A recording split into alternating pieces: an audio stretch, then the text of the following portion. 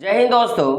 और जैसा कि आप देख सकते हो ना, क्लास 9 क्लास का 2024-26 के लिए जो आपका रजिस्ट्रेशन है ना, वो रजिस्ट्रेशन का फॉर्म के लिए नोटिस आ चुका है कि आपका रजिस्ट्रेशन कब होगा और आपको कैसे और कहां से रजिस्ट्रेशन करना है और रजिस्ट्रेशन के लिए क्या पैसा लगने वाला है ना, तमाम सारे बातों पे आज के इस वीडियो पे डिस्कस करेंगे। तो वीडियो को शुरू से लेकर लास्ट तक देखिएगा। तो यहां पे आप देख सकते हो, यहां पे क्या लिखा है कि वर्ग नवम सत्र 2024 से 26 के लिए नियमित एवं स्वतंत्र रूप से पंजीकृत होने वाले छात्र या छात्राओं के पंजीयन के संबंधित में आवश्यक सूचना।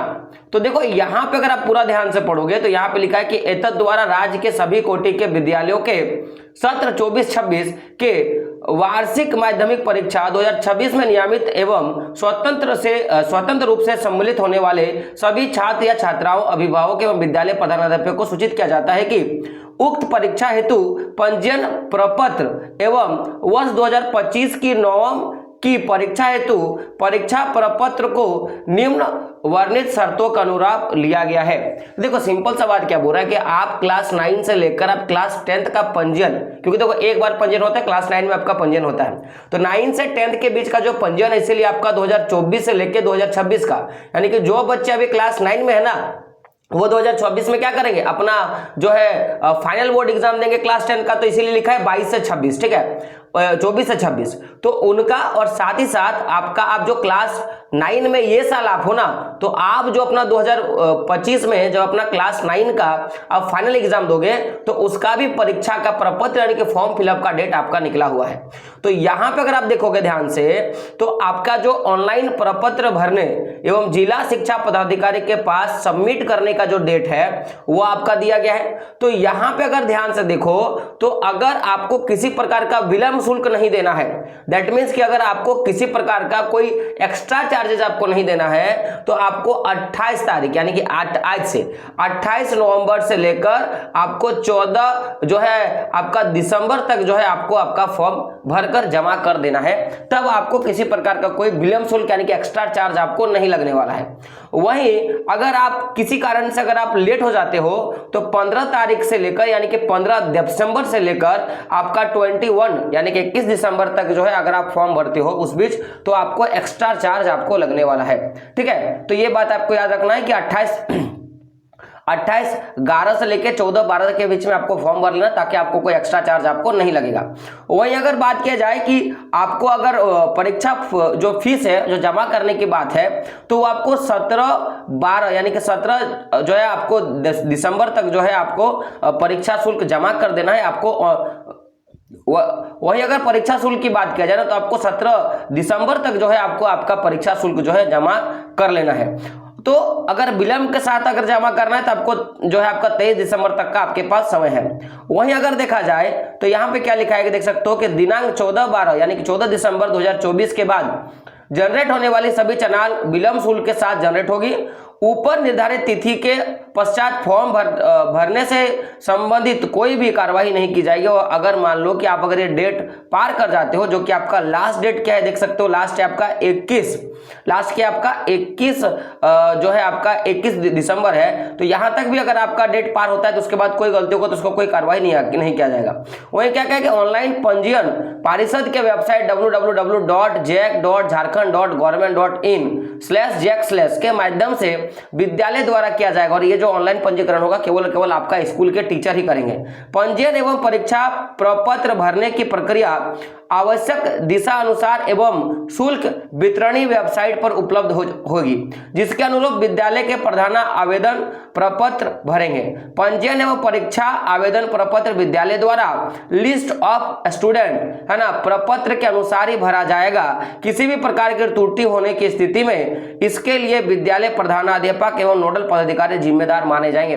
यानी कि जो अगर आप किसी तरह से अगर किसी का छूट जाता है या कोई गलती होता है तो इसमें केवल और केवल स्कूल वाले ही क्या होंगे, आपके दोषी करार किए जाएंगे, ऐसा कहा जा रहा है। आगे क्या कहा है कि वैसे विद्यालय जिन्हें लॉगिन आईडी एवं पासवर्ड प्राप्त नहीं है या वे प्रथम बार पंजीयन की कार्रवाई कर रहे हैं, लॉगिन आईडी एवं पासवर्ड के लिए जिला शिक्षा पदाधिकारी के माध्यम से पारिषद के कार्यालय में अनुरोध करेंगे और उनको जो है आईडी पासवर्ड उनको मिल जाएगा। अगला क्या आपका देख सकते हो कि वर्ग नवम की परीक्षा जो है देखो सीधा बोल दिया है कि वर्ग 9 की परीक्षा OMR सीट के माध्यम से आयोजित की जाएगी, जिसमें बहु प्रश्न जो रहेगा बहु विकल्प रहेगा, यानी कि MCQ वाले प्रश्न आपको देखने के लिए मिलेंगे।